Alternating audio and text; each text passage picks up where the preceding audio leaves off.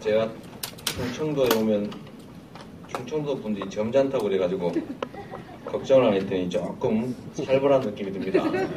충청도 같지가 않아요. 여러분 반갑습니다. 반갑고요. 이제 마옥당 그래요? 뭐 괜찮은데? 이게 좀 낫습니다. 네, 이건 끄고 이름 꺼졌어요. 네. 이게 낫나요? 네. 하여튼 제가 충남, 아산, 세종, 또 천안 여기 강연 올 거는 생각도 안 했는데 이 마옥당이 보니까 생떼에 상당히 일가견이 있는 곳이더라고요. 뭐 살 수가 없어요. 제가 트위터, 페이스북, 카카오 스토리 이걸 제가 직접 다 관리를 하는데 제가 쪽지 이런 걸 다 확인을 하면 맨날 안 오면 죽일 것 같이 그래가지고 그래도 한 번은 가야 되겠다 이렇게 마음먹고 아마 이런 강연은 제가 처음이에요. 실제로 제가 강연 같은 걸 다닌 일이 없습니다. 제가 경남 일대 강연을 갔던 게 우리 홍준표 지사께서 하도 경남 도민들 괴롭혀가지고 이 경남 도민들이 주민 소환운동 하겠다고 하면서 그 홍준표 지사의 정확하게 반대쪽으로 이렇게 보여지는 저를 일부러 부른 거예요. 그래서 제가 1박 2일 동안 4군데 경남 일대를 이렇게 주요 거점 도시를 강연을 다 했는데 되게 재밌었대요. 재밌었다면서 그때부터 갑자기 여기저기서 강연해달라고 그래서 안 갈 수도 없고 그래서 울산, 부산 한번 갔다가 지금 그 다음에 제가 여기 온 겁니다. 하여튼 불러줘서 감사하고요. 오늘 와서 보니까 오기를 잘했다는 생각이 듭니다. 뭐 인상들은 그리 좋지는 않은데 열심히 하다 보니까 그렇게 됐겠지 이렇게 제가 생각하기로 하고 20여 분밖에 안 되시는데도 그 넘치는 에너지가 정말 대단하다는 생각이 들었어요. 감사합니다. 우리 마옥당 식구들은 제가 쓴 이게 참 그야말로 졸저인데 뭐 이거 다 읽었다니까 제가 참 할 말이 없네요.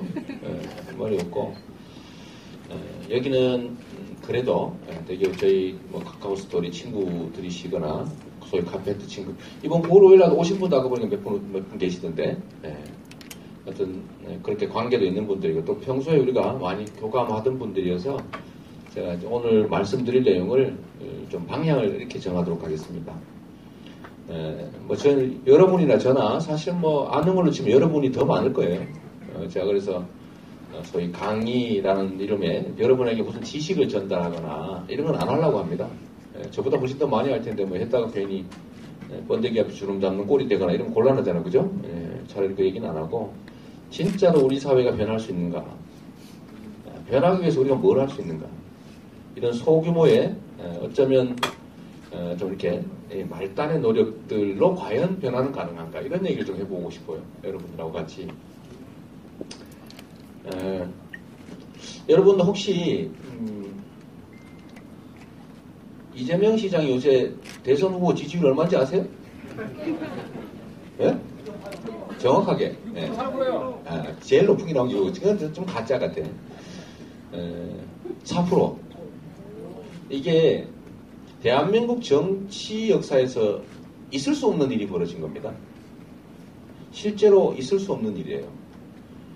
대한민국의 소위 민주주의라고 하는 게 시작된 지도 얼마 안 됐을 뿐만 아니라 대개 정치란 국가 경영을 담당하는 사람은 최소한 사성 장군쯤 되거나 아니면 군사 쿠데타를 할 정도의 실력이 있든지 아니면 돈이 엄청나게 많든지 아니면 엄청나게 유명하든지 이래야 되는데 거기 아무 것에도 해당되지 않는 저 변방에 조그마한 100만의 기초자치단체장이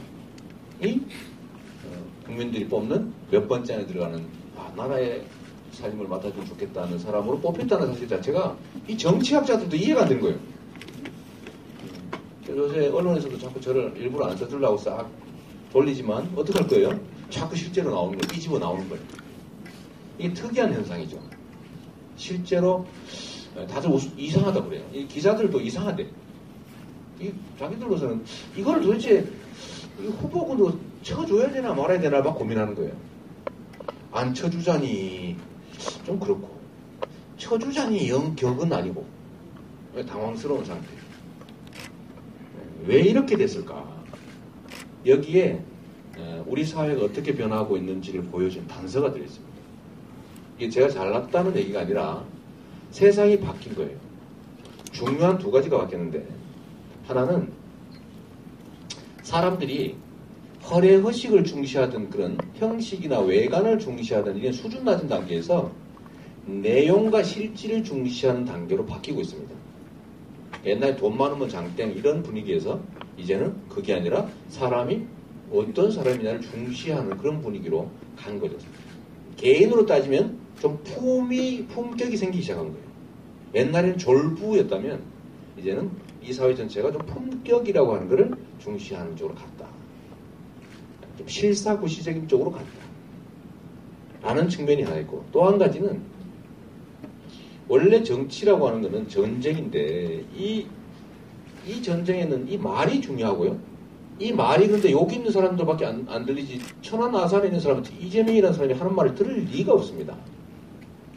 정보가 전달이 안 되는 거예요.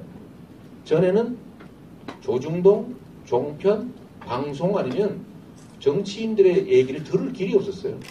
뭐 하는지도 몰라요. 종편에서 욕하면 아 나쁜 놈 되는 거고, KBS 9시 뉴스에 좋은 사람 한번 써주면 완전 청백리 되는 거고, 그죠? 그때는 그랬는데 요즘은 어때요? 요즘은 사람들이 신문, 방송을 잘 안 봅니다. 뭘 보고 있냐? 지금도 보고 있네, 지금도. 지금도 스마트폰을 보는 거예요. 스마트폰.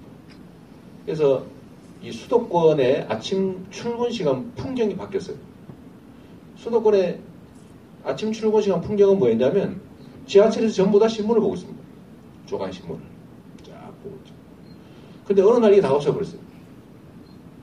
목가지라고 하는 아이템이 하나 있었는데, 무슨 뭐 메트로니 노컷 뉴스 그 한때 잘 나갔죠. 이게 다 망해버렸어요. 아무도 안 봐. 다 인터넷 뒤지고 앉았어요.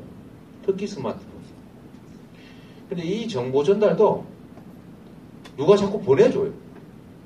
카톡 뭐 이런 걸로 밴드 이런 데 들어가, 앞에 이런 데 들어가면 자꾸 보내줘. 페이스북 오늘 누가 심심한데 뭐 하나 뒤져보면 거기에 뉴스가 다 들어있죠. 이게 정보 전달 루트가 확 바뀌어버렸습니다. 이게 정보 통제가 잘 안 돼요.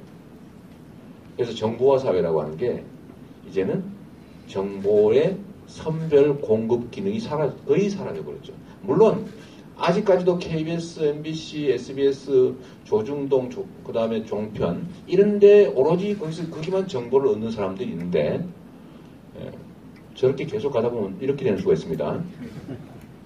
그런 조금 빼고 보통의 사람, 상식이 아닌 사람들은 전혀 다른 루트에서 정보를 얻기 시작했어요. 그래서 정권이, 권력이 의도하지 않는 쪽으로 해석되기 시작한 거죠. 그래서 바뀌었다. 그러니까 기초단체장이 그런 뭔데 뭐 상관없다 이런 분위기가 있는 거죠. 일만 잘하면 돼. 진짜 잘하면. 작으면 어떠냐. 그래서 결국은 이 지방자치단체장들이 조금씩 떠오르기 시작한 거죠. 왜냐하면 국회의원, 저보고 누가 국회의원 하라고 그러는데 저 죽어도 안 해요. 그 국회의원 왜 해요? 300분의 1인데 국회의원은 회의체이기 때문에 한 사람이 뭘 할 수가 없습니다. 누가 그 가정을 했는데 이재명 시장을 국회의원 시키면 잘하지 않을까? 라는 사람이 있더라고요. 그래서 제가 가르쳐줬어요. 그렇게 되면 묻혀서 아무것도 안 됩니다. 제가 성남시장이라서 100만의 시민이 있는 도시에, 그것도 재정적으로 빵빵한 수도권에 분당을 끼고 있는, 강남벨트를 끼고 있는 시의 시장이기 때문에 제가 정책 결정해서 웬만한 거 다 할 수 있어요. 직접 해요. 뭐 복지부가 막아, 그럼 복지부가 한판 떠요. 뭐 자꾸 알려줘. 종편이 괴롭혀. 그럼 내가 또 딴 거 해버려요, 직접. 혜택 보는 사람이 너무 좋대. 성남 시민들 딴 데가 자꾸 자랑해요. 그래서 성남으로 이사 오라고 약 올리고 말이야. 여러분도 그 얘기 들은 사람 있을 거예요. 성남으로, 야, 우리 성남 이사 가자. 이런 사람도 있단 말이에요. 그게 옛날에 삼국지로 치면은 유비가 그 작전을 잘 쓴 거 아닙니까? 유비가 다니면서 절대로 우리 점령지 주민 건들지 마라. 건들면 죽는다. 약탈 금지, 강간, 이런 거 금지. 이러니까 유비가 가는 데가 자꾸 사람들이 몰리는 거예요. 그래서 결국 유비가 3분의 1을 먹었죠. 유비 그거 되게 멍청한 사람이거든요. 전략도 떨어지고 술이나 먹고 이 사람이 부족한 사람이다. 그 친구들 그 뭐 장비 관우 좀 바보들이래 바보들. 응? 그럼에도 불구하고 딱 하나 소위 이 대중들 민중들한테 인심을 얻은 거죠. 그걸로 도망 다니면 어디 가서 뭐 어디 전쟁지구 가더라도 다 먹여 살려줘요. 예, 그게 유비의 힘이었는데 지금 세상이 그렇게 변하고 있는 것 같습니다. 3% 제가 이것도 웃기는 거죠. 그전에는 전혀 없었는데 4월 달에 갑자기 튀어나왔어요. 갑툭튀라고 그러죠? 갑툭튀. 갑자기 툭 튀어나왔다고? 갑툭튀라고 그러는데 4월 달에 1%가 나오는데 그게 갤럽이 조사를 하는 방식이 좀 특이하잖아요. 갤럽은 자기들이 임의로 누굴 놓고 조사를 하는 게 아니고 1차 조사에 무작위로 물어요. 제시하지 않고 누가 줬습니까? 그러면 야권 4명, 여권 4명 위에서 잘라요. 8명으로 다시 2차 조사를 시작해요. 그때 제가 다 1% 나왔대요. 다음 달 하니까 2% 나왔대요. 그 다음 달에는 빠졌어요. 손학규를 넣는 바람에. 그 다음 달에 3% 나왔어요. 그 다음 달 8월이 됐는데 4% 나오고 있어요. 제가 이번 주말에 얼마 나올까 되게 궁금해요. 추세대로라면 1%씩 나오겠지. 그러면 앞으로 20개월만 지나면은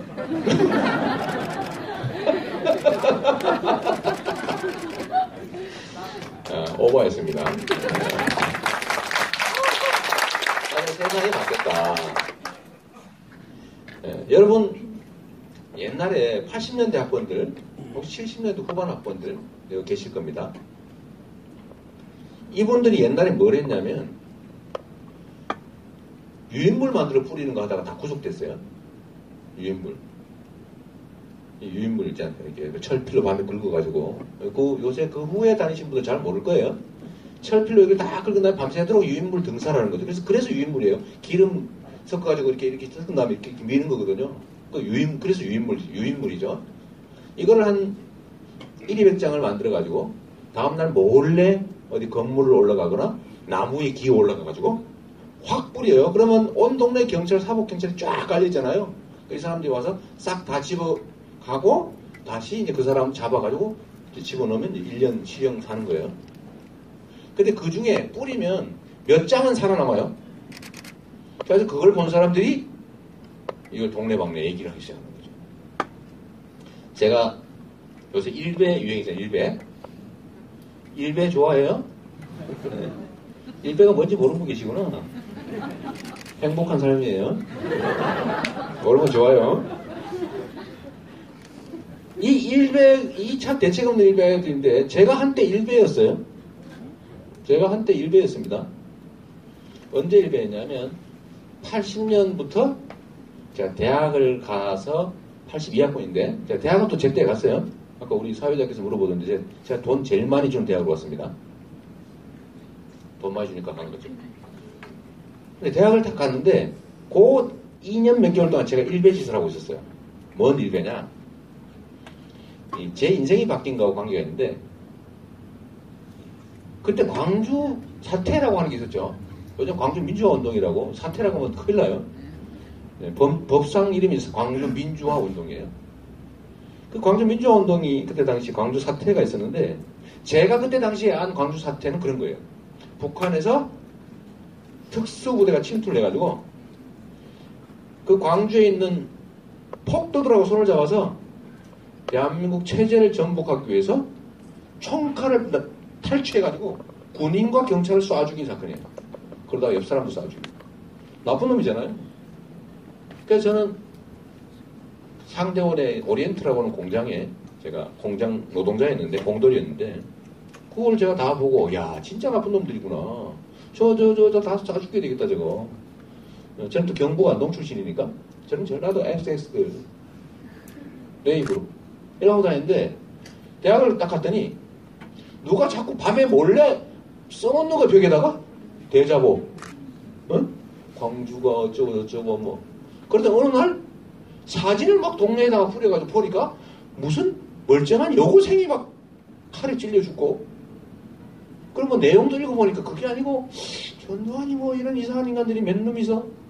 좀 잘 먹고 잘 살아보겠다는 그런 저질스러운 욕망으로 멀쩡한 사람들 총으로 쏘고 칼로 찌르고 개머리판으로 때려서 죽인 사건이었던 거예요. 근데 그거를 세상에 그 가족들 얼마나 억울하겠습니까?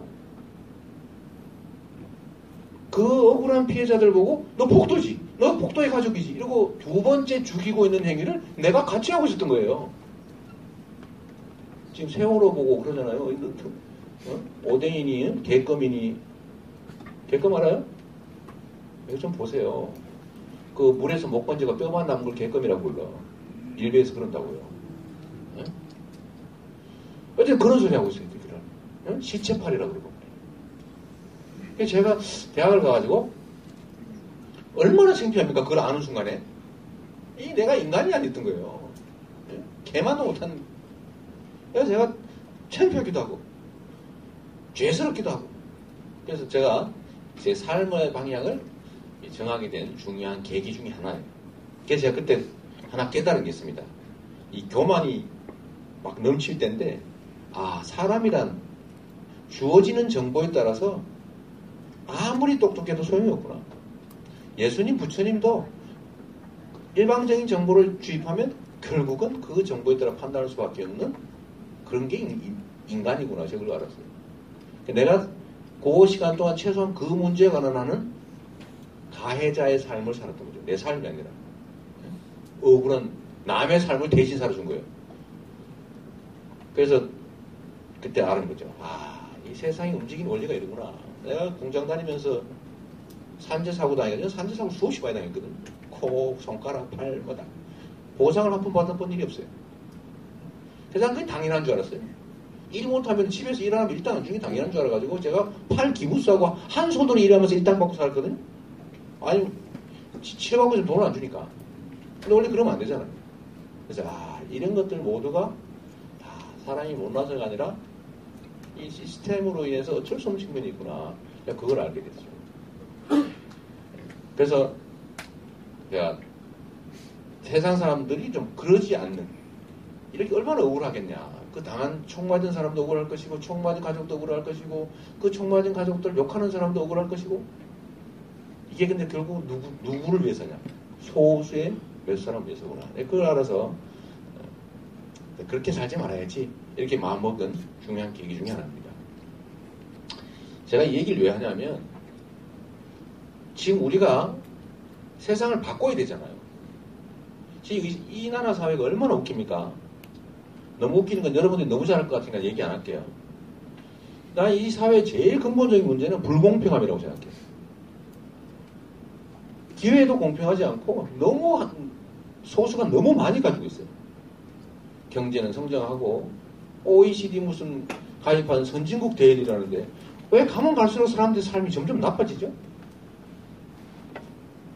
사람들 비전 늘어가고 취업은 안 되고 전부 비정규직에 애도 낳기 싫고 말이에요. 애 낳아봤자 이게 대학까지 가르치는데 한 3억 가까이 들여서 해놓은들 이놈이 비정규직이나 될지 말지 이러는 판에 애를 왜 낳습니까? 미쳤어? 왜 자식한테 고통을 물어주겠냐? 내가 그래도 애 낳기 싫은 거예요. 애 안 낳아버리잖아요. 애 안 낳으면 결혼 안 해버려. 이런 나라가 미래가 있어요? 부부가 둘이서 결혼하면 최소한 둘이서 2명은 낳아줘야 될 거 아닙니까? 안 낳아서 지금 낳는 게 1.16명인가 1.12명 밖에 안 낳대요. 그러니까 인구가 줄어들어요. 학생 수가 급격히 줄어들고 있습니다, 지금. 초등학교 통폐합하고 있어요. 성남 같은 데도. 도시히 텅텅텅 비어요. 이렇게 하면 2350년 되면 인구가 대한민국의 절반으로 줄고요. 2780년인가 되면은 멸종한답니다. 멸종. 한 명도 안 남는답니다. 한 명. 부시맨도 아니고. 이런 나라. 왜 이래 됐냐? 대한민국이 멍청하기랍니까? 게으르기랍니까? 그렇다고 해서 못나기로 했습니까? 왜 이렇게 됐나? 자원과 기회를 특정 소수가 싹 독점을 하고 있으니까 다수가 기회가 없잖아요. 그러니까 나라도 경제 활력도 떨어지고 대기업, 소위 상장 기업들이라고 등록 코스닥 증권거래소 등록 상장된 기업들이 가지고 있는 현금 유보금, 사내 유보금이 천모백조 된대잖아요. 천백조. 천백조를 쌓아놨는데 쓸 데가 없는 거예요, 이게. 투자를 해야 되는데, 투자를 하면 뭐해? 살 사람이 없는 걸. 경제라고 하는 게 순환인데, 그 욕심 때문에 다 긁어 모아가지고, 긁어 모아서 며칠서 가지고 있다 보니까, 돈 쓸 사람이 없는 거예요. 이게 어떤 상황이냐. 이게 내 책에도 써놓은 얘기 같은데, 전에 연안에 말이에요. 대한민국 연안에 물고기가 전멸한 시대가 있었습니다. 왜 그랬냐면, 기술은 발달하지요. 동력도 발달하죠. 이러니까, 그물코를 자꾸 점점 작게 하기 시작한 거예요. 옆집에서 그물코 10cm짜리 쓰다가, 기술도 발달한다? 9cm짜리. 그러니까 9cm짜리니까 더 많이 잡히잖아요. 잔챙이가 잡히기 시작한 거죠. 너 9cm짜리, 나 5cm. 그냥 동력선으로 그냥 쌍끌이를 쫙 긁어버린 거예요. 나중에 1cm짜리로 긁어버렸습니다. 막 멸치, 바닥에 있는 장어 새끼 막 싹 긁어버린 거예요. 또 얘들이 알을 깔 시간이 없는 거예요. 그게 어떻게 됐냐. 마지막에는 연안의 어족이 거의 절멸 상태가 됐죠. 우리 실제 그런 때가 있어요. 어부들은 그럴 수밖에 없어요. 어부 보고 너 양심적으로 너 5cm 쓰지 마라. 됩니까? 먹고 살아야 되는데. 이때 뭘 해야 되냐면 그때 국가가 필요한 거예요. 국가가 그 위에 한 게 있습니다. 뭘 했냐면 꽃게 알 낳는 때는 잡지 마. 덩덕게 15cm 이하 잡지 마. 잡으면 과태료. 걸리면. 그러니까 이 벌을 하기 시작하네. 서로 믿기 시작한 거예요. 15cm 이상을 잡으면 훨씬 좋잖아요. 이렇게 했더니 연안의 어족들이 살아남기 시작한 거예요. 다시 돌아와서 우리 최문순 지사께서 너무 도루묵이 많이 잡혀가지고 도루묵 사주세요. 그리고 트윗질하고 있죠. 그거 안 받아보셨나봐? 저 다 리티 많이 줬어요. 도루묵 강원도 안 팔린다고. 그분이 감자 팔고 도루묵 팔아가지고 지지율을 올리고 있어요. 트위터로. 하여튼 도루묵이 많이 잡히기요. 이게 경제도 마찬가지입니다. 경제도 대기업들끼리 경쟁을 하는데 기업들끼리 최경환 총리가 최저임금을 왕창 올리자 이런 주장했어요. 그 사람이 갑자기 엄청 착해진 것 같죠? 그게 아닙니다. 그 사람은 철저하게 대기업 재벌의 이익을 대변하는 분이신데 최저임금을 올려야 기업이 살게 생겼거든 지금. 결론적으로 얘기하면 초원이 있는데 초원에 메뚜기도 있고 메뚜기 잡아먹는 뭐도 있고 그렇게 해서 마지막에 호랑이도 있고 그런 거 아닙니까? 근데 이 지금 초원이 다 말라 죽기 생긴 거예요 지금. 말라 죽고 나면 토끼도 없고 결국은 티라노사우루스 호랑이도 굶어 죽게 생겼거든. 그래서 살기 위해서 최저임금을 올리자라고 자기 입으로 얘기하는 거죠. 이게 우리나라 경제가 얼마나 심각한지를 현실적으로 보여주는 겁니다. 스스로 규제해라. 우리 좀 규제하자. 최저임금 좀 올리자. 이걸 어떻게 사냐. 사람이 살아야 자기도 장사를 하니까. 라고 스스로 얘기해야 되는 만큼 너무 독점이 심해진 겁니다. 기회도 다 독점되고 말이에요.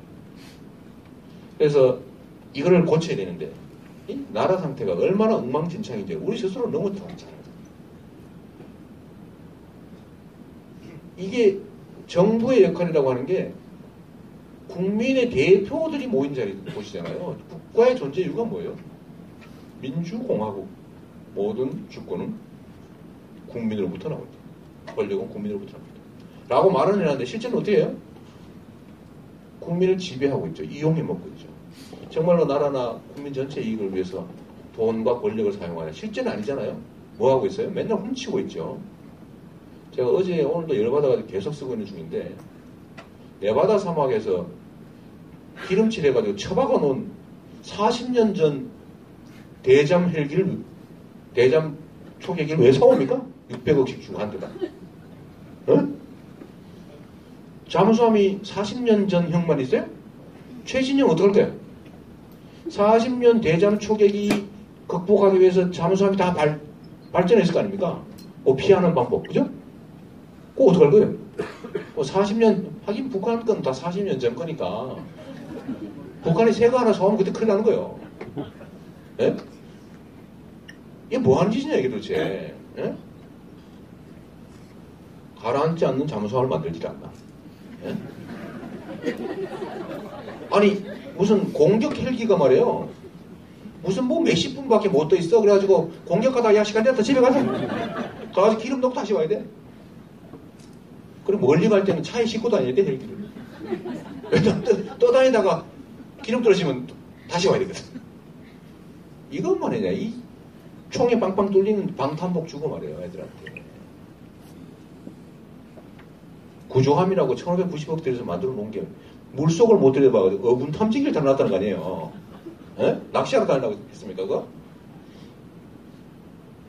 4대 강입니다. 무슨 자원외교니 뭐 해가지고 갖다 버리는 돈이 도대체 얼마냐 이게.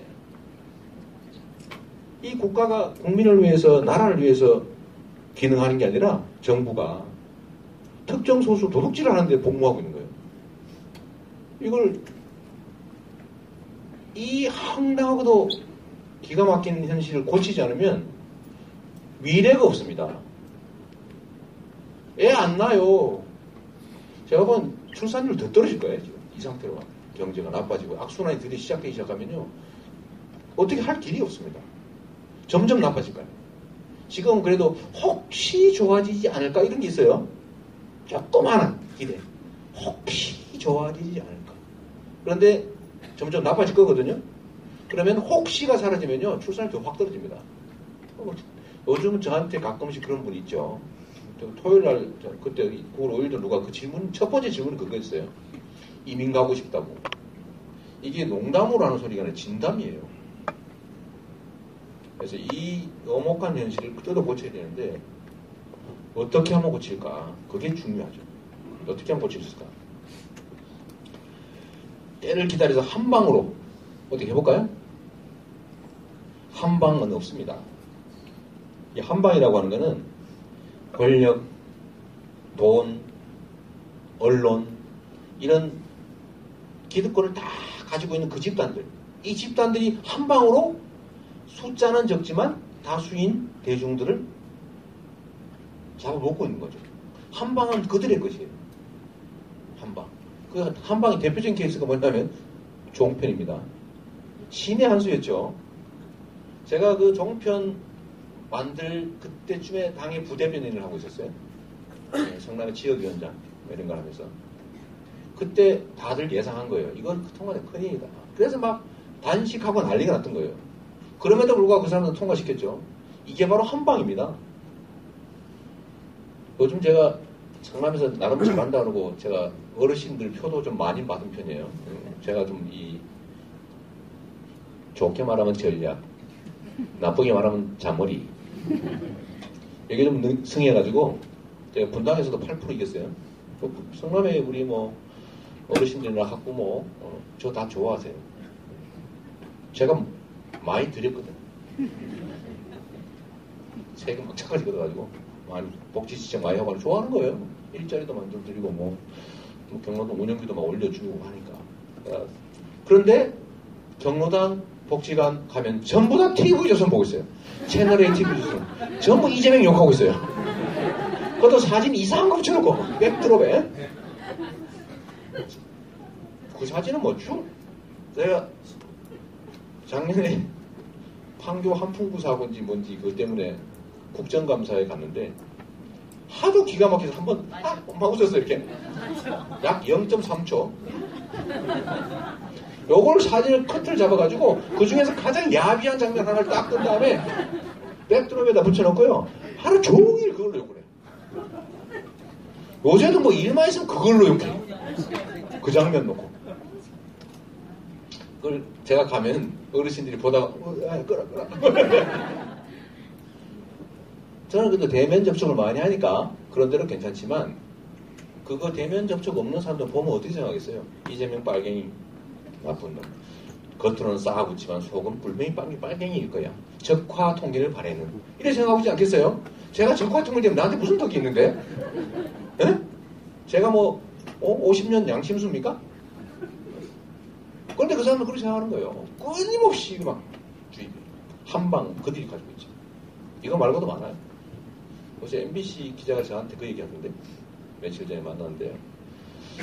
아마 이 시장님께서는 다음 총선과 대선 전에 MBC의 가장 극렬한 편파 방송을 보게 될 거예요.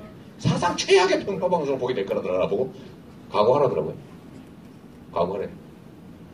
그 사람은 이제 기가 막혀서 하는 소리죠. 그래도 될 거래요. 그럼 우리는 뭐가 가지고 있냐?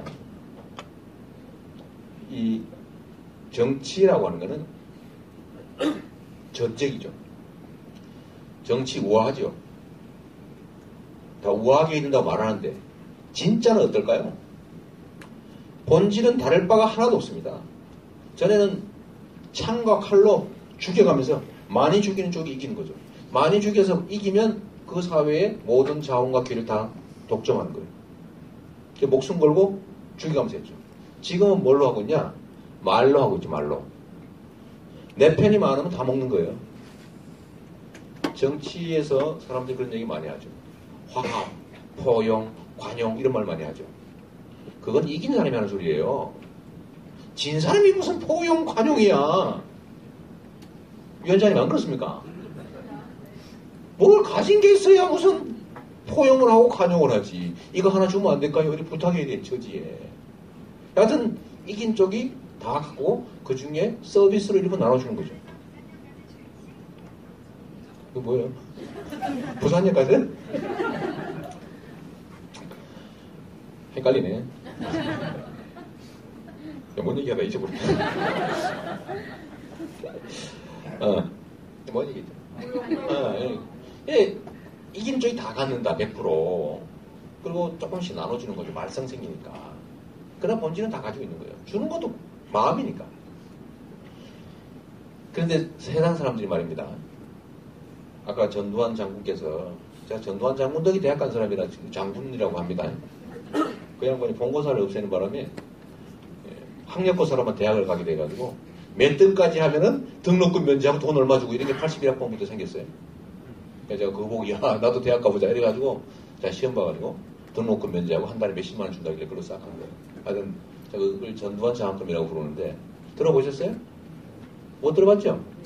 당연하지. 내가 만든 말인데. 네? 나도 전두환 장학금을 받고 제가 대학을 갔기 때문에 제가 전두환 장군이라고 제가 부릅니다. 그래서 우리 전두환 장군께서 어떤 용기를 내서 권력을 콱 다 장악했지 않습니까? 또 헷갈리네. 좌우간에 이 목숨 걸고 하는 거예요. 그 사람도 목숨 걸고 한 겁니다. 예를 들어 쿠데타를 했는데 진압당하면 죽는 거예요. 총 맞아 죽을 수도 있고 영원히 감옥 갈 수도 있는 거죠. 근데 여하튼 목숨 걸고 그 사람들 한 거예요. 탱크를 몰고 목숨을 걸었죠. 이 목숨 걸고 하는 현장에서 우리도 목숨 걸지 않으면 이길 수 있을 것 같습니까? 못 이겨요. 영원히 못 이깁니다. 근데 목숨을 걸고 나 이거 아니면 나 죽어 라고 생각하고 남 등치고 이 세상에 있는 자원을 내가 독점해서 잘 먹고 잘 살아봐야지 이렇게 마음먹은 그 소수가 가지고 있는 그 극렬함을 어떻게 선량한 사람들이 이깁니까? 이기기 어렵죠. 근데 하나의 길이 있습니다. 이게 바로 민주주의 체제라고 하는 게 우리한테 주는 가능성이죠. 우리가 숫자가 많다는 사실이에요. 우리가 숫자가 엄청나게 많습니다. 근데 저쪽은 숫자는 적은데 엄청난 무기들을 가지고 있어요. 그리고 가장 큰 무기는 단결한다는 겁니다. 저 사람들 진짜 잘 뭉쳐요. 먹을 거 생기면 원수도 상관없어 그냥. 먹을 거 있으면 상관없어. 원수 막 저번에 어제까지 밤 새우가 막 이러다가도 먹을 거 생기면 우 뭐예요. 근데 반대쪽에 있는 사람은 수 틀리면 안 보여. 수 틀리면 가버려. 이러면서. 조직된 10명하고 조직되지 않는 1000명이 싸우면요. 조직되지 않는 1000명이 반드시 집니다. 10명이 한 놈씩 이렇게 하면 한 명씩 이렇게 하고 시간이 좀 걸리지. 반드시 다 제압할 수 있어요. 조직된 소수. 그러나 조직되지 않은 다수. 근데 우리가 해야 될 건 답은 딱 나와 있죠. 이 다수, 이 소수가 원래 다수가 지배를 하면 먹을 게 없어요. 소수가 지배를 해야 먹을 게 있습니다. 뺏어도 많이 뺏어가지고 나눠 먹어야 재밌지. 조금 뺏어가 많이 남으면 맛이 없잖아요. 그러니까 저쪽은 기본적으로 소수라 해야 돼. 근데 이 당하는 쪽은 다수잖아요. 이 다수가 생각만 조금 바뀌면 이길 수 있습니다. 제가 아까 유인물 얘기했잖아요. 소위 광주 사태라는 걸 통해서 전두환 그 일당들이 권력을 장악했어요. 근데 그 본질을 깨는 작업을 한 게 뭐냐면 유인물이에요, 유인물. 그 아까 얘기했던 유인물 몇 장, 여기 살아서 돌아다니면서 나 같은 사람도 보고, 이러고 나도 얘기하고. 이러다가 이게 87년 민주항쟁의 뿌리가 된 거 아닙니까? 저 사람들의 본질이 드러났죠. 그리고 직선제 도입하고. 그러면서 대한민국이 바뀔 수 있는 기회가 생겼죠. 소위 아까 우리 노무현 대통령께서 말씀하셨던 형식적 민주주의. 그래도 투표에서 많이 모은 쪽이 이긴다. 옛날에 이런 것도 없었죠. 물론 뭐 부정투표 한다는 얘기도 있고 한데, 뭐 그것도 뭐 일부 일리는 있지만 제가 그런 얘기하기는 아직까지 섣부른 것 같아서 안 하지만, 자기는 그런 짓도 충분히 할 인간들이야. 내가 볼 때는. 뭐 사람도 죽이는 것들이 뭐 그거 못하겠어요. 충분히 할 거라고 봅니다. 그러나 지금은 그 얘기는 할 수는 없고, 그래도 그거 안 하면 포기할 겁니까? 어쨌든 숫자를 모으는데, 이 숫자를 모으는 좋은 방법이 우리한테 생겼다는 거예요. 정말로 좋은 방법. 전에는 그 유인물로 했는데, 지금은 뭐 할 수 있어요? 스마트폰 이거. 친구 많이 만들어 놓으면은 그게 다 장땡이에요. 내 친구 10,000명 만들어 놨다. 10,000명 유인물을 여기 클릭하기로 딱 날릴 수 있는 거죠. 보고 안 보고는 모르는 거죠. 옛날에도 유인물 100장 뿌리면 100명 다 볼 거라고 뿌렸습니까? 100장 뿌리면 그 중에 70장은 사복형사 집어가고 10장은 어디 사라지고 한 1, 20장 누군가가 보고 동네에 다니는 거죠. 카카오 스토리든 카스든 페북이든 트위터든 밴드든 이런 거 평소에 많이 투자해 관계 많이 맺어놓으면 필요할 때 써먹을 수 있다. 이게 얼마나 유효한 수단인가는 제가 경험적으로 증명할 수 있습니다. 우리나라 최고의 정보기관이 이걸 썼다는 거예요. 국정원. 국정원이 댓글 내죠, 댓글. 트위터 가짜 계정만 만들어, 자동 계정 만들어, 그냥 기계로 누르면 드르륵 이렇게 막 리트윗 시켜주는 거? 이거 만들어서 쓰었던 거 아닙니까? 제가 그때 한번 오파기 해본 일이 있어요. 평균적으로 팔로우가 한 개당 1000명이라고 치고, 계정이 몇 개인데, 계정 한 개당 1000번씩 했다고 치고, 이런 식으로 계산을 하니까요. 수백억 번을 했더라고. 수백억 장의 불법 선거 유인물을 마구 뿌려버린 거예요. 그러니까 완전히 트위터 막, 이 계정이 점령이 돼버린 거예요, 점령이. 이거를 사람들이, 물론 이렇게 훈련된 사람들은 보면 다 안 보지만, 그게 아니고 처음 한번 해보는 사람은, 이런 사람들은 자꾸 똑같은 걸 보면요, 나중에는 한 5번, 10번, 20번, 100번 일 보면 사실로 믿어집니다. 사실로. 제가 명색이 당시는 민주당 소속 시장인데, 문재인 대통령 후보가 선거를 할 그때쯤에 어머님이 저한테 슬쩍 이렇게 말씀하신 거예요. 예, 내가 할 말은 아니다마는 문재인은 왜 이리 정이 안 가니? 이러는 거예요. 그냥 조심스럽게. 이 아들이 소속한 정당의 대통령 후보인데 왜 이리 정이 안 가나? 아주 단순한 이유가 있죠. 종편에서 맨날 인상 쓰는 사진만 내보내준 거지. 우리 그 박모 양은 이런 사진 내고, 이제는 이런 사진만 이렇게. 그걸 계속 보고 있으니까 정이 갑니까 안 갑니까? 똑같거든요. 그러니까 국정원의 그 유능한 우리 대한민국 최고의 정보기관원들께서 그거 한 거예요. 국정원만 한 게 아니고 군 사이버 뭔가 거기도 했다던데? 다 했다는 거예요. 왜? 효과가 있으니까. 그거 하면 불법인데도 그거 죽으라고 한 거예요. 만약 그보다 다른 유효한 수단이 있으면 그걸 했겠죠? 근데 이게 제일 많이 써먹은 수법이니까 결국 그 뭐냐, 엄청나게 효과가 있다 아닙니까? 그거 우리도 해야지. 이재명 시장이 대선 후보 4위 된 방법을 내가 지금 알려준 겁니다. 이게 제가 왜 트위터, 페이스북, 카카오 스토리 이런 걸 시작했냐면 2012년부터 제가 시작했어요.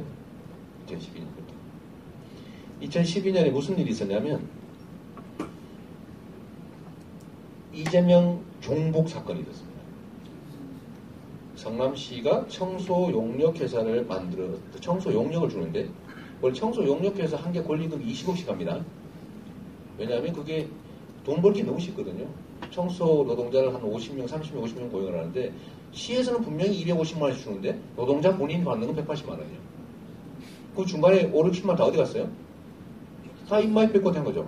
요거를 곱하기를 딱 하니까 예를 들면 30명이면 돈이 얼마 한달에? 50만 원씩 해도 1,500만 원이죠? 10명 500만 원. 1,500만 원 1년에 합치면 얼마예요? 2억이죠. 그러니까 20억 해도 아까울 게 없는 거라. 그러니까 중간에 다 띄어먹으니까. 여기 홍익대 청소노동자 사건. 최저임금도 못 받고 청소노동하고. 그래서 제가 이걸 없애버리려고 청소노동자들끼리 협동조합을 만들면 거기다 용역을 주겠다. 직접 청소노동하는 사람들이 만든 협동조합을 제가 용역을 줬어요. 그러니까 자기들이 주니까 열심히 할 거고 띄어먹을 수도 없잖아요. 지가 지 거니까. 전체적으로 청소노동자 임금이 올라갔어요. 근데 그 청소회사가 너무 잘하는 회사에서 이 심사를 했는데 새누리당 의원이 만점 줬어요. 왜냐면 준비를 워낙 잘했으니까. 근데 그 안에 저게 있었습니다. 그 통진당 소속 당원이 2명 있었어요. 요걸 누가 찾아낸 거예요. 경기동부연합. 이재명이가 경기동부연합의 배우 같다 저거. 네? 제가 그 사람들 도와준 건 많지. 내가 재판하고 구속되면 제가 다 무료벌려냈으니까요. 성남 그쪽에 있는 사람들.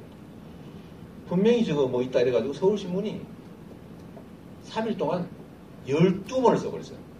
3일 동안 12번, 1, 2, 3년 해가지고 막 12번을 썼어요. 12번 별로 안 놀라시는구나. 도배를 한 거예요, 3일 동안. 스트레이트로 금, 토, 월 3일 동안. 그게 제가 종북된 첫 번째 시작입니다. 서울신문에 쓰니까 다른 데서 다 받을 거 아니에요, 또.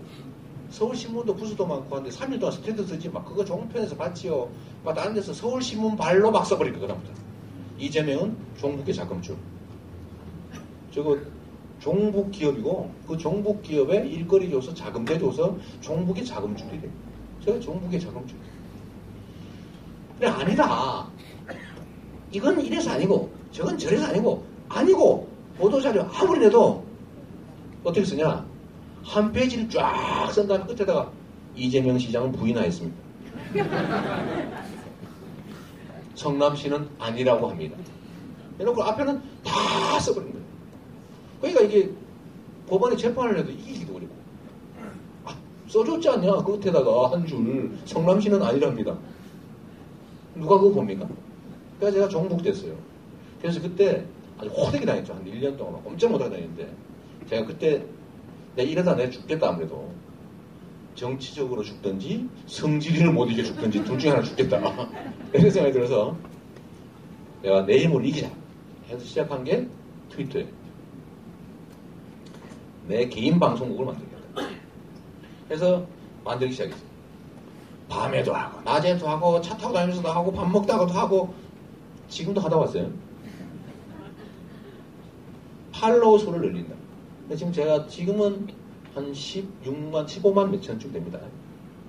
제가 한번 띵 누르면 15만 계정한테 어쨌든 전달이 돼요. 보기 싫어도 봐야 돼. 물론 그 중에 일배들도 있겠지. 제가 드러난 건 다 차단해요. 욕하니까 다 차단. 그 다음 페이스북도 하고 카카오 스토리 이런 거 하는데 최근에는요 바뀌었어요. 역전됐어요. 제가 가지고 있는 이 세 개의 이 영향력이 웬만한 일간지를 넘어서게 됐습니다. 그래서 제가 문화일보한테 항복을 받았어요. 문화일보가 얼마 전에 그렇게 썼어요.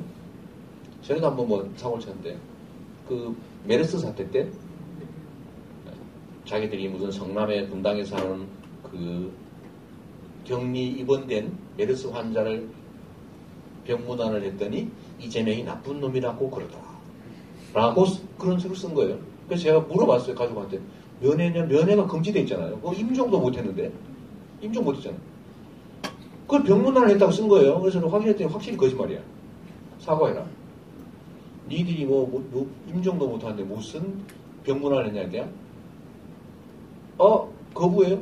버텨? 제가 그래가지고 트위터, 페이스북 이걸 뒤져가지고 하루 종일 그걸 쓴 거예요. 문화일보 거짓말했습니다. 그때 물어봤더니 아니랍니다. 응? 막 메르스 신고센터에 신고해버렸어요. 고소 안 하고 메르스 괴담센터 신고하는 거 신고했습니다. 그러니까 인터넷 원래 재밌잖아요. 쓰면은 또 그것도 리트윗해서 또 쓰고 썼다고 기사 쓴 거 또 쓰고 이거를 한 3주 정도 했더니 이 다음 네이버 이런 데 검색 위에 올라오기 시작합니다. 이재명 문화일보, 이재명 문화일보. 이게 뭐지? 눌러보면은 괴담 신고센터 신고했다 그러지. 예? 메르스 환자를 병문안했다는 명백한 거짓말을 했지. 문화일보는 문화 창작이 본업인가? 그럼 또 인터넷으로 재밌다고 또 하나 쓰면 또 그걸 리트윗하고 막 페이스북 올리고 막 이래놨더니 나중에 항복했어요. 자기들이 정정 보도하고 유감 표명을 할 테니까 그만하자. 그래서 좋다. 문안 가져와라. 문안 보니까 마음에 들어서 이렇게 보도했지만 이건 사실이 아니었습니다. 이재명 성남시장에게 심심한 유감을 표합니다. 이렇게 썼어요. 항복한 거죠. 원래 언론이라고 하면 오보를 하잖아요. 정치인들한테 오보하죠. 항의하죠. 더 큰 오보를 해버려요. 또 항의하죠. 더 크게 해버려요. 이게 원래 관행이에요. 그래서 언론 보도에 대해서는 오보에 항의하지 않는 게 관행입니다. 그게 마음대로 하는 거예요. 마음대로 쓰는 거예요. 얼마 전에 동아일보도 수정했고 중앙일보도 수정했어요. 이번에 북폭 뭐 이거죠. 뭐 북한에서 뭐 남쪽으로 포를 쏜 일이 있냐 없냐. 난 말한 일 없어. 코소리를 못 들었다고 하더라 라고 하는 인터뷰 기사를 내가 리트윗했을 뿐이에요. 인용 한번 했을 뿐이에요. 그래서 그거 저보고 뭐 이재명 시장이 뭐 북한이 포격 안 했다고 주장. 그래서 제가 페이스북에다 점잖게 이거 시정해라. 고치기 바란다. 그래서 고쳤어요. 동아일보 고쳤어요. 중앙일보도 고쳤어요. 이게 뭐냐? 제가 이뻐서 그랬어요. 이제 이 SNS에 그 사람들이 밀리고 있는 거예요. 이 힘이 엄청나게 크다. 우리가 가진 힘. 제가 요 얘기로 이제 제가 말씀 정리하고 여러분들 질문이나 의견 말씀하실 기회를 드리도록 할게요. 이게 바로 우리가 가진 힘이다. 정치를 제가 얼마 안 했지만 제가 정치하는 세계에 들어와서 느낀 게 하나 있습니다. 대체적으로 평소에 노력하지 않는다는 거예요. 대체적으로. 아닌 사람도 있어요. 정치란 국민을 상대로 농사 짓는 것이 상대. 이 사회운동도 마찬가지입니다. 이 사회운동. 평소에 열심히 해야죠. 평소에. 차곡차곡. 봄에 밥 갈고 여름에 집 뿌려서 김 메고 가을에 수확해서 곡식 들에 가듯이 그때 비로소 수확을 해야 됩니다. 이 정치하는 사람들이나 소위 사회운동하는 사람들도 상당수가 그런 거예요. 평소에 투자를 안 하는 거예요. 그냥 아무것도 안 하고 기다리고 있어요. 특히 정치하는 사람들은 딱 선거의 계절이 오면 그때부터 쫓아다니기 시작합니다. 어디 누가 농사 잘 짓는데 뺏을 수 없을까?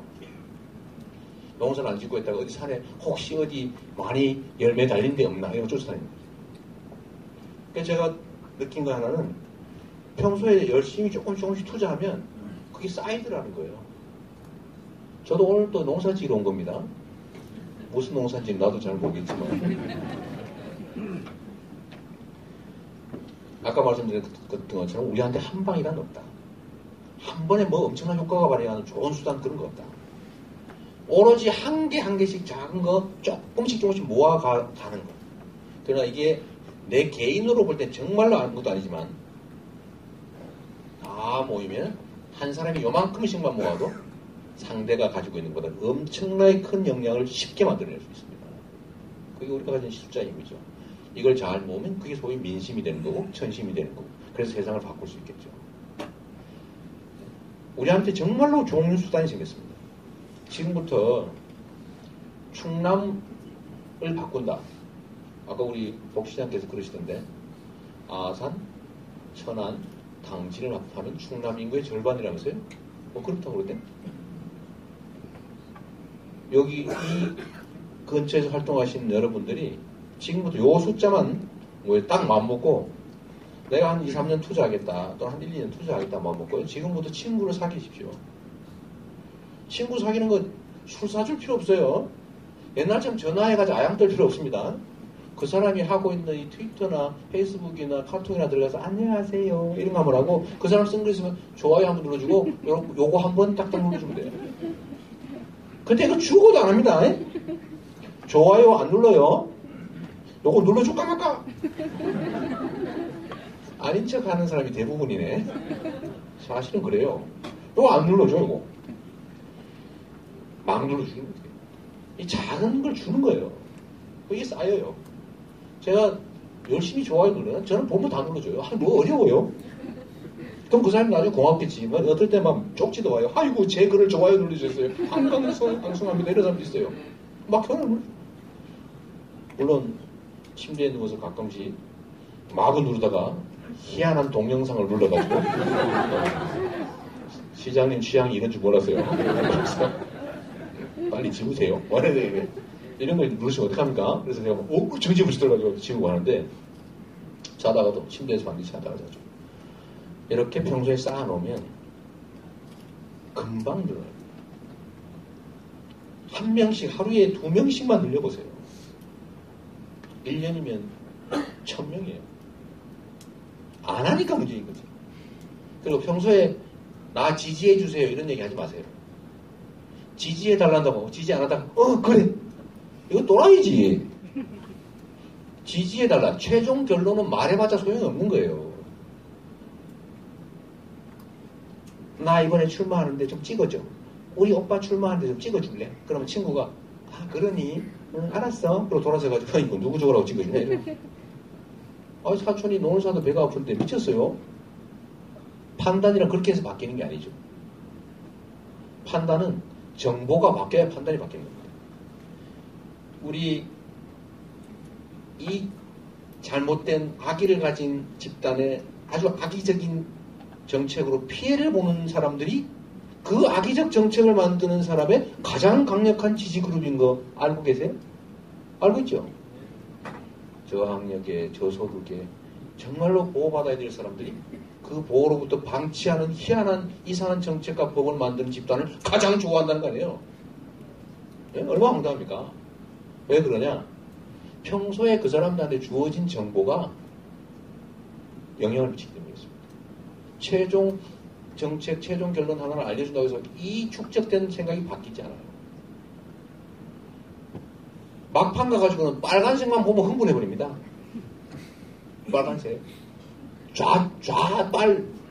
이런 진보, 이런 얘기만 이래버리더라고요. 이거 평소에 다 해놓는 거예요. 우리도 평소에 정보를 바꿔줘야 됩니다.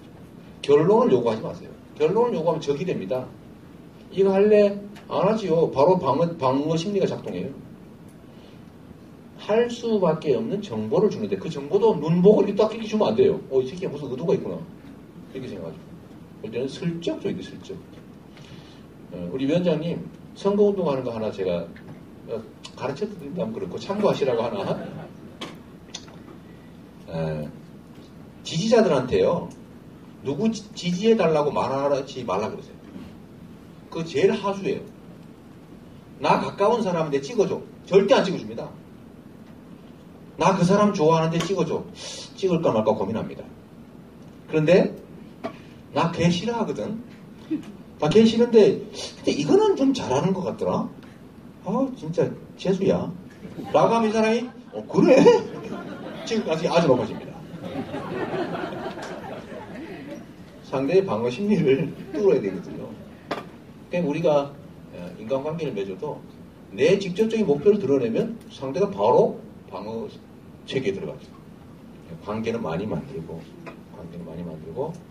그 관계 평소에 잘 이렇게 살 좀 붙이고 살 붙이는 건 뭐예요? 글 쓰면 야 이렇게 예쁜 글도 쓸 줄 아나? 이런 것도 한번 해주고 좋아요 눌러주고 아이고 감사합니다. 제가 그렇다고 너무 많이 보내지 마십시오. 제가 쪽지 오는 거 답 다 해줍니다. 저는 집단 문자 오잖아요. 딱 보면 알아요. 집단 문자 보냈나 안 냈나 이거. 제가 꼭 답해줘요. 감사합니다. 그럼 보낸 사람이 얼마나 황당하겠어요? 집단 문자를 보내면 다 무시하고 막 쓰레기통 넣고 그러잖아요. 제가 일부러 다 보내요, 다. 어려워요. 요새는 그 자동 완성 기능이 있습니다. 거기, 요새, 뭐 이게 스마트폰에 자동 완성기 있어서 이랬으면 감사합니다. 딱 나옵니다. 왜냐면 평소에 많이 쓰는 게 먼저 딱 뜨게 돼 있어요. 그거 안 쓰시나 봐요, 다들. 좀 쓰고 사세요. 그리고 그것도 필요 없어. 가장 많이 쓰는 단어 밑에 아예 떠 있어. 네 누르면 다음에 감사합니다. 바로 떠. 감사합니다. 딱 3번이만 하면 네 감사합니다. 내가 글 쓰고 되는 거예요. 그 다음 또 있어. 더 누르면 바로 열심히 나오게 있어요. 열심히 하겠습니다. 좀 길을 많이 쓴 사람은 그것까지 붙여주고. 응? 이 답을 해주고. 그거 얼마나 고맙습니까? 요만한 투자, 요만한 거. 그래서 평소에 관계를 많이 이렇게 넓혀놓으면 나중에 필요할 때 쓸 수 있죠. 그게 군사를 만드는 거죠. 우리 편 많이 만듭시다. 그러지 않으면 세상을 바꿀 수가 없어요. 누가 그러더라고요. 저 사람이 이 강연이라고 가가지고 하는 소리가 뭐 우아한 무슨 국가 경영 전략 이런 거 얘기하는 거 맨날 트윗질하라고 그거나 강요하더라 이렇게 얘기하는데 오늘도 결국 그래 되고 말았어요. 그러나 저는 이게 제일 중요한 일이라고 생각해요. 이거 이상 중요한 일이었다. 우리 편을 만들고 우리 주장에 동조할 수 있는 사람을 만들어내고 그 사람들에게 평소에 좋은 관계 유지하고 좋은 정보를 줘서 그 사람들 생각을 조금씩 바꿔요. 그런 다음에 나중에 우리가 필요한 걸 같이 할 수 있죠. 한 명이 할 수 있는 역할이 너무 큽니다. 너무 좋은 수단이 생겼어요. 밤새 해가지고 등사 안 밀어도 됩니다. 그냥 평소에 관계상. 마지막으로 요거 하나만 더. 우리가 보통 생각하면요. 우리가 5천만 명이니까 우리가 국가 문제를 결정할 때 우리가 가진 영향력을 5천만 분의 1이라고 생각해요. 보통. n분의 1. 네? 그런데 전혀 그렇지 않습니다. 예를 들면 100명이잖아요. 100명. 우리 개모임 이런 거 하도 개모임, 뭐 동창회 이런 거 상상해 보면 돼요. 나라도 똑같으니까 규모의 차이가 있을 뿐이지. 이 모임을 할 때 100명 된다고 쳐요. 한 30명은 아예 관심이 없어. 그냥 오라니까 오고 가라니까 가고 이래도 좋고 저래도 좋고 동쪽으로도 좋고 서쪽으로도 좋고 다 이래. 결정에 참여하지도 않아요. 정치로 치면 투표 아예 안 하는 사람들 빼야죠. 그러면 우리가 가진 생각이 있는 사람들이 가진 영향력이 5천만 분이 100분의 1이 아니라 100분의 1.5 되는 거예요. 저 사람들이 제로가 됐으니까요. 그러면 나머지 70명이 그러면 똑같이 등가에 영향력을 갖느냐? 또 아니에요. 이 70명 중에서 절반 이상 한 60, 70% 이런 사람들은 대체적으로 결정되는 데를 따르는 사람들이에요. 이래 되면 이리로 가고 싹 눈치 보겠다. 저쪽이 세네? 그럼 이쪽으로 가는 거. 이 동쪽으로 가자는 집단, 서쪽으로 가자는 집단이 의견이 부딪히면 중간에는 대개는 눈치 싹 보고 있어요. 결국은 이쪽에 있는 10명, 이쪽에 있는 10명이 한판 붙어가지고 센 쪽으로 가는 거예요. 끌려가는 거죠. 이 사람들은 그냥 가는 거예요. 일로 가나 절로 가나 상관없으니까. 그러면 100분의 15에 해당되는 이 사람들은 그러면 똑같이 n분의 1이냐? 또 아니에요.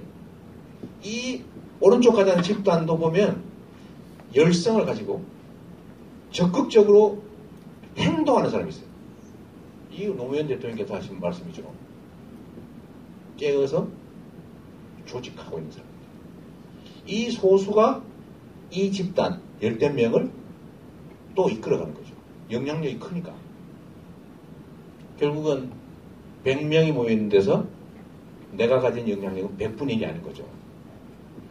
한 명이 열성을 가지고 실제 행동하면 100분의 1이 아니라 5분의 1, 3분의 1도 될 수 있는 거예요. 진짜 최종적으로. 그러니까 내가 하는 작은 행동, 작은 참여 이런 게 그냥 5천만 분의 1, 100명에서 100분의 1이 아닌 거예요. 오늘 마옥당 우리 회원 여러분들 때문에 이렇게 많이 모였잖아요. 그죠? 저도 휴가 내고 왔어요. 뭐 유정씨인가 막 독한 아줌마 있더라고. 사람 못 살게 그냥 쪽지에다가 막, 예? 그 여기까지 온 거죠. 그래서 요게 또 시가 돼서, 야, 재밌네, 지금부터.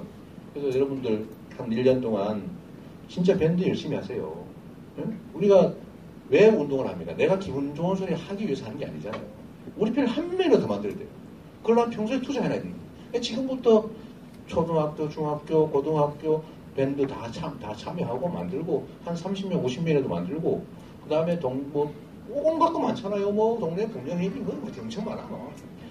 다 엮어 놓고, 그거 하루에 한 번씩만 들어가서 놀아주세요. 잠자기 전에 한 번씩만 놀아주세요. 이렇게 해서 늘리는 게 한 명당 10,000명을 만드는 건 순식간이고요. 한 1,000명 만드는 건 일도 아닙니다. 그러면 이 충남 일대가 뒤집어질 거예요. 행동하는 사람, 말하는 사람, 에너지가 있는 사람, 이 소수 몇 사람이 세상을 움직이는 거죠. 여러분이 저는 그런 사람들이라고 믿습니다. 저도 그러려고 눈탱이 밤탱이 되도록 밤새도록 하고 있어요. 네. 하여튼 지겹고 재미없는 얘기 재미있는 척하고 들어줘서 감사합니다.